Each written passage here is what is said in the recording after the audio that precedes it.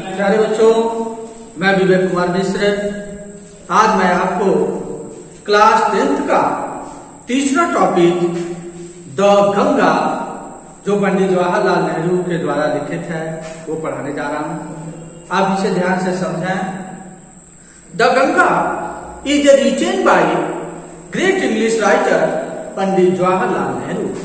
Pandit Jawaharlal Nehru was the first Prime Minister of India. He was a great writer, great politician, and a scholar of English language. He wrote many topics. One of them, the Ganga. Ganga topic, प्यारे बच्चों, जैसा कि आप जानते हैं, Ganga is a pious river of India.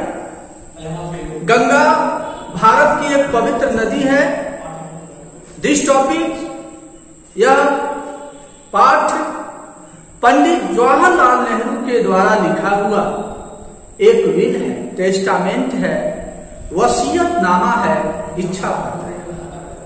पंडित जवाहरलाल नेहरू ने 21 जून 1954 को नई दिल्ली में यह इच्छा पत्र लिखा था, जो आपके सिलेबस का तीसरा टॉपिक है, दी गंगा।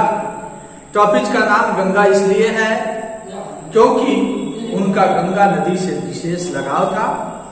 आप इस टॉपिक को पढ़ें। The Ganga is written by great English writer Pandit Jawaharlal Nehru. First point में पंडित जवाहरलाल नेहरू जी अपनी इच्छा पत्र में लिखते हैं। यह टॉपिक एक इच्छा पत्र है, वसीयतनामा है, पंडित जवाहरलाल नेहरू के द्वारा लिखा हुआ। फर्स्ट पॉइंट, पहला पैराग्राफ आप देखें।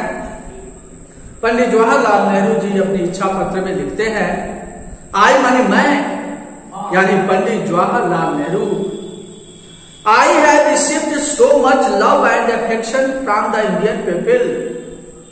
लेखक लिखता है, पंडित जवाहरलाल नेहरू जी लिखते हैं कि मैंने भारतीय लोगों से इतना अधिक प्रेम पाया है और स्नेह पाया है, that nothing that I to do can repay even a small fraction of it, कि मैं कुछ भी कर लूं, इसके अंश मात्र का भी मैं बदला नहीं चुका सकता। And or indeed there can be no repayment of so precious a things as affection, और वास्तव में प्रेम जैसी बहुमूल्य चीज का बदला भी चुकाया नहीं जा सकता। स्नेह जैसी बहुमूल्य चीज का बदला भी चुकाया नहीं जा सकता। Many have been admired, कईयों की प्रशंसा की गई है। Some have been revered, कुछ को सम्मानित किया गया है। But the all affection of all classes of Indian people has come to me. लेकिन भारतीय लोगों ने मुझे प्रचुर मात्रा में स्नेह दिया। इन सच अवेंटन में से ऐसे प्रचुर मात्रा में भारतीय लोगों ने मुझे प्रेम दिया, स्नेह दिया, दैट की I have been overwhelmed by it, कि मैं उसमें भाव विभोर हो गया हूं। I can only express the hope, मैं केवल अपनी यह आशा ही व्यक्त कर सकता हूं, डैट की इन द रिमेनिंग ईयर्स, कि अपने शेष वर्षों में, आई विल लीव, मैं जब तक जीऊंगा, I shall not be unworthy of my people and their affection, कि मैं अपने लोगों के प्रेम और स्नेह के प्रति कभी भी विश्वासघाती नहीं हूंगा।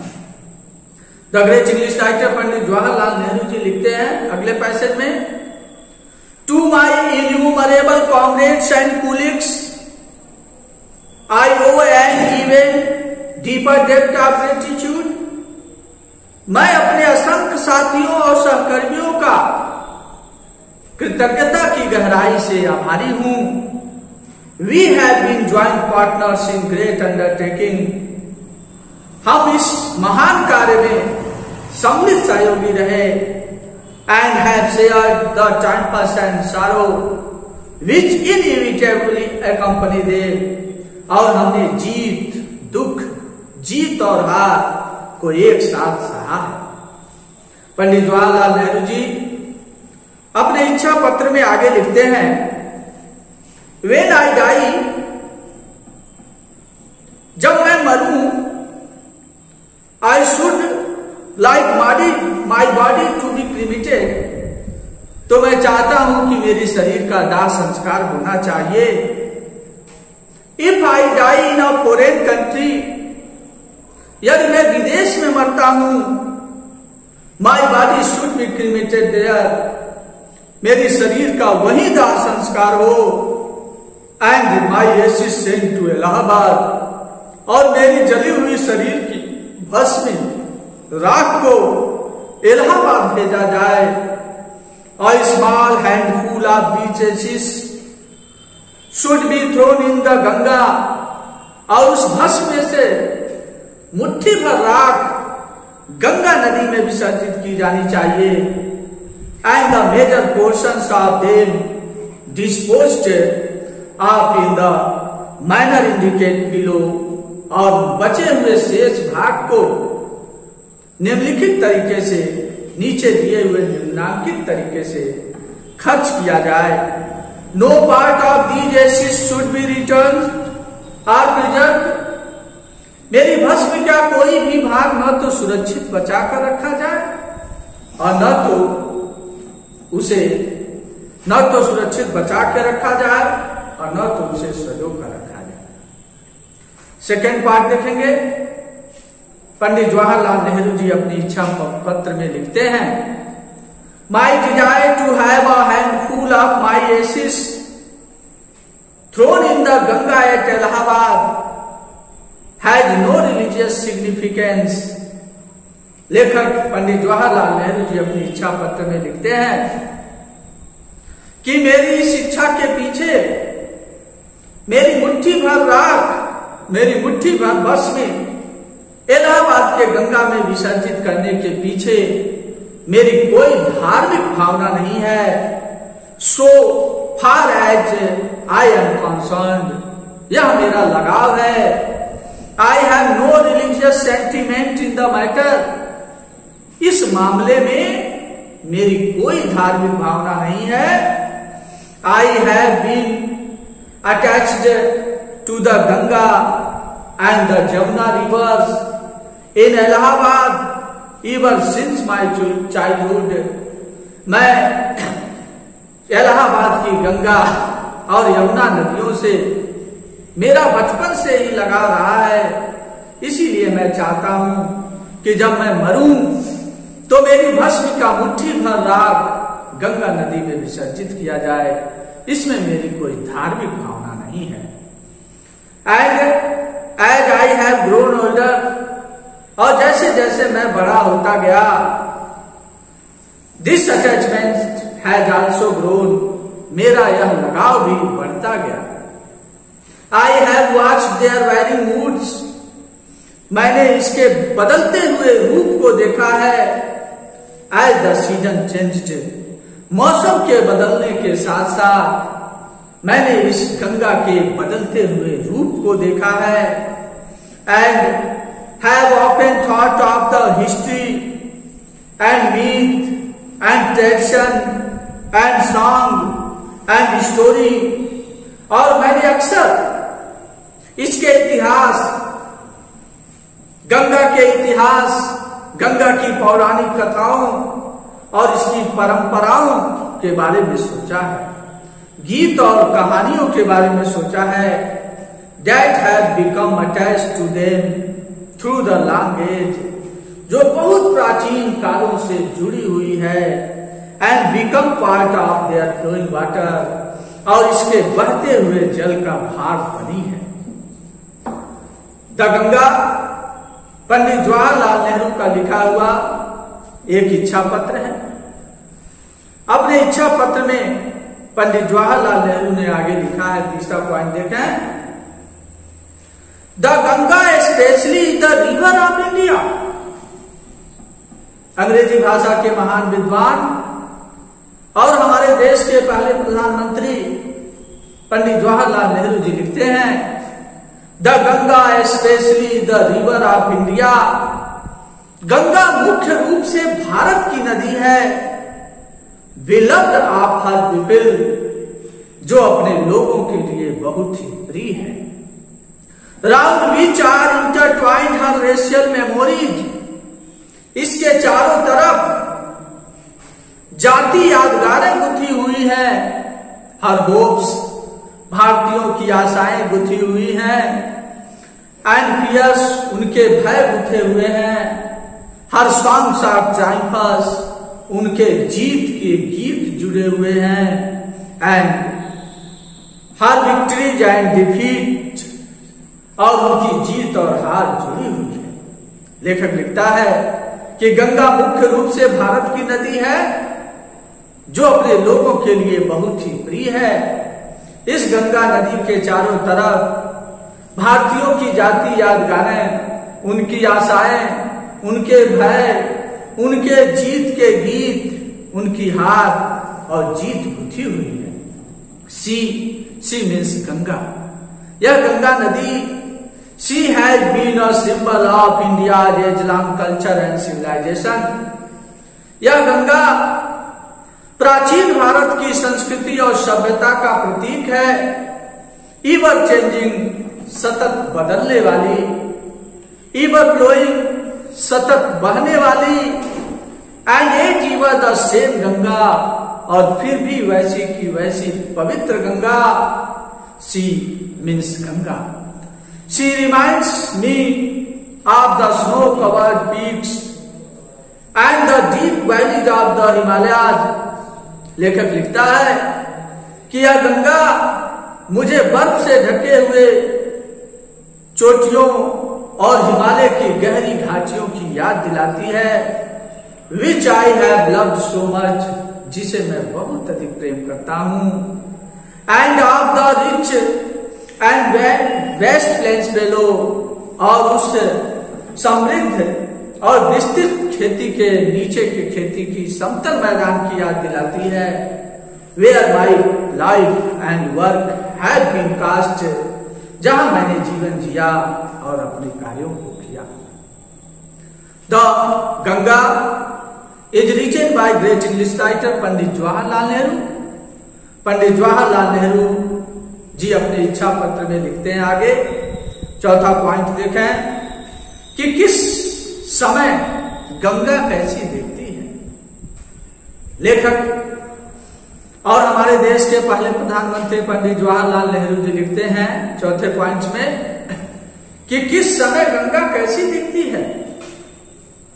Smiling and dancing in the morning sunlight, चौथा पॉइंट आप देखेंगे।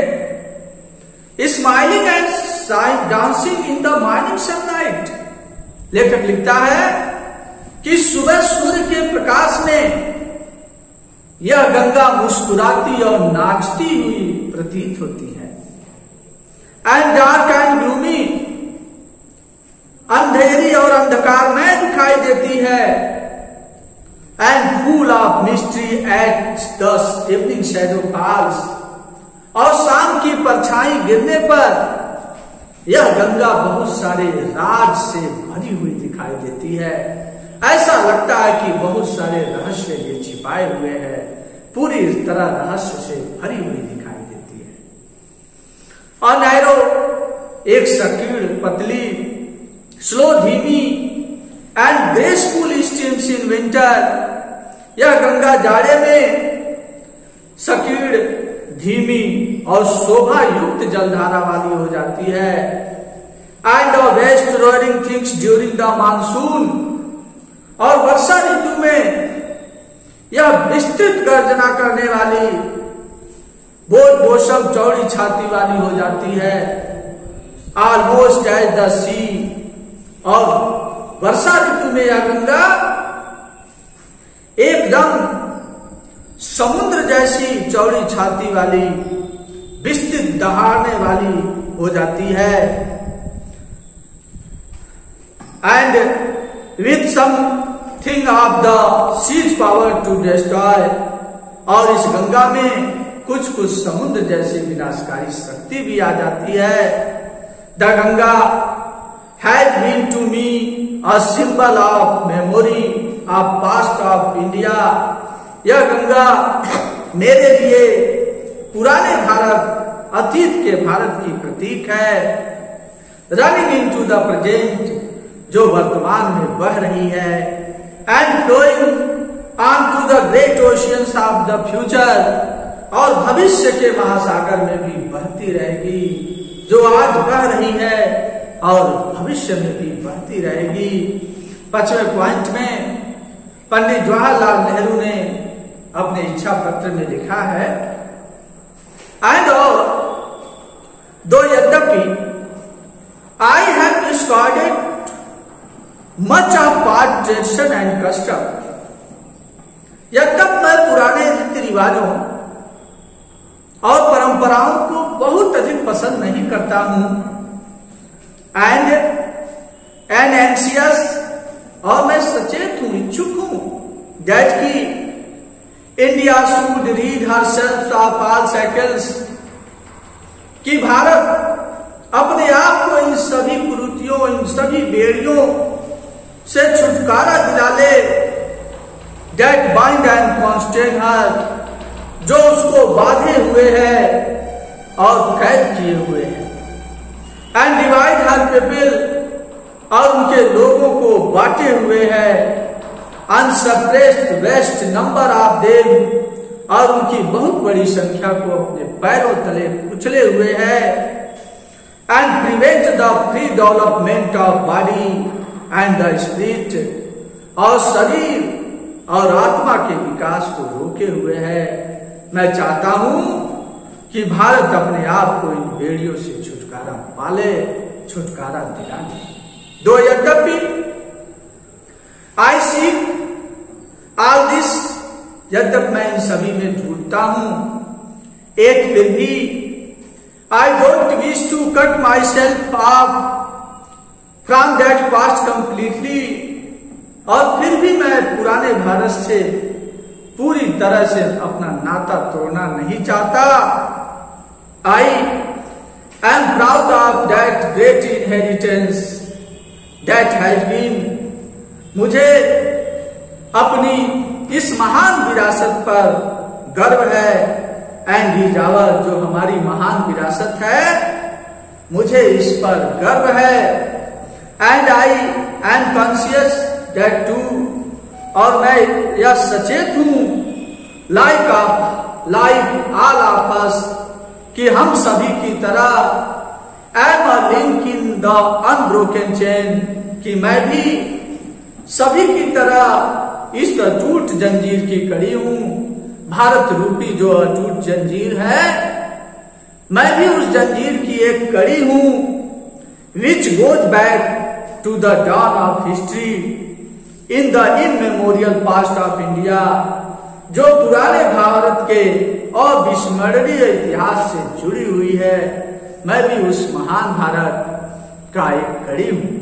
लेखक यहां भारत को एक जंजीर मानता है। जंजीर बहुत सारी कड़ियों से मिलकर बनती है। अगर एक कड़ी कमजोर है तो जंजीर टूट जाएगी। एक जंजीर को उतना ही मजबूत कहा जाता है जितनी कि उसकी सबसे कमजोर कड़ी। तो लेखक लिख रहा है कि मैं इस जंजीर को नहीं तोड़ूंगा, क्योंकि मैं इस जंजीर पर गर्व करता हूं, मैं अपने देश पर गर्व करता हूं।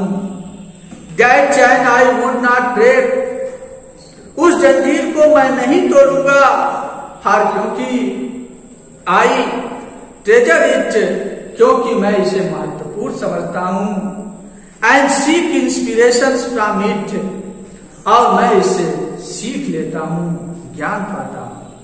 एंड और as witness of this desire of mind, Pandit Jawaharlal Nehru ji लिखते हैं, और मेरी इस इच्छा के साक्षी के रूप में, गवाह के रूप में, and as my last homage to India cultural inheritance, और भारत की सांस्कृतिक विरासत को अपनी अंतिम श्रद्धांजलि के रूप में I am making this request, मैं यह विनती कर रहा हूं दैट की a handful of my ashes be thrown into the Ganga at Allahabad, कि मेरी भस्म की मुट्ठी भर राख, मेरी जली हुई शरीर की मुट्ठी भर भस्म इलाहाबाद के गंगा नदी में विसर्जित किया जाए, प्रवाहित किया जाए,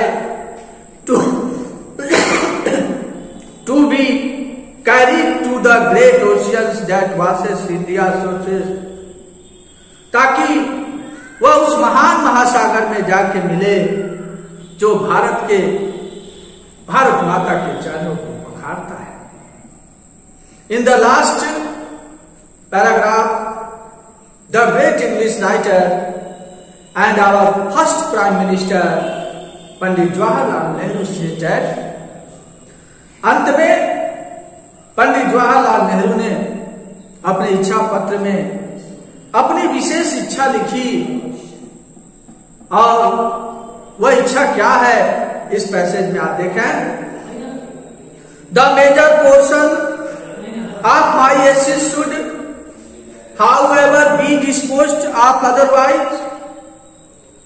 पंडित जवाहरलाल नेहरू ने अपने इच्छा पत्र में लिखा कि उनकी जली हुई शरीर की भस्म का मुट्ठी भर राख गंगा नदी में बहाया जाए।